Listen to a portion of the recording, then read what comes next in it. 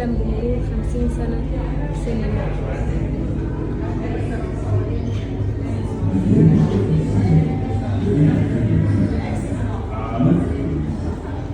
أول ما تدخل هتلاقي مجموعة من الصور للفنانة يسرا من أعمال مختلفة ليها.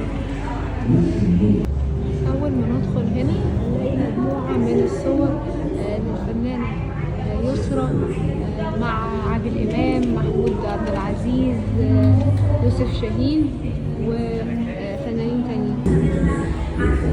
زي ما حضراتكم شايفين معرض كامل للفنانة يسرا.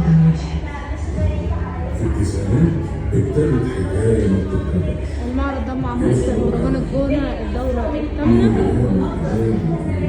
دي طبعا تسجيل من بعض أعمالها الفنية. لو انتوا فاكرين بقى الفستان ده من فيلم ايه، وده برضو والتالت ده كمان ولنا بالتلاتات. هنا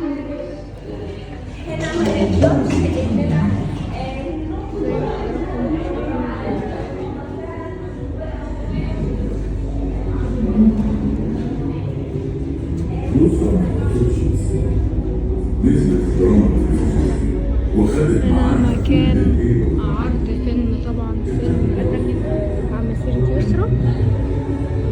حتى الستاير هنا بتتكلم عن يسرا وجمال يسرا وفنها على مدار 50 سنة. دي كمان بعض الاكسسوارات اللي استخدمتها الفنانة يسرا في أعمالها الفنية. دي جوائز ليها، جايزة من مهرجان اسكندرية. دي جوائز تانية ليها في أفلام وأعمال فنية قدمتها على مدار مسيرتها الفنية.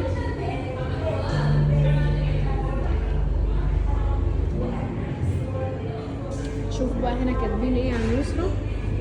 ليس غريبا على الإطلاق أن تكون يسرا على مدار نصف قرن كامل أيقونة للموضة والجمال، فقد امتلكت منذ ظهورها المبكر تلك القدرة الفريدة على خطف الأنظار.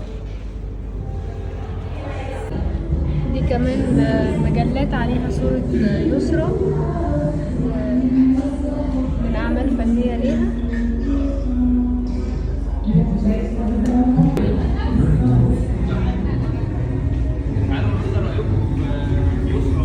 أحلى صورة ممكن نختم بيها بقى صورتها مع الزعيم، لأنها بتعتز بشغلها جدا مع الزعيم عادل إمام. دي كاميرا تصور بيها فيلم من أفلام الفنانة الجميلة يسرا مع المخرج الكبير يوسف شاهين.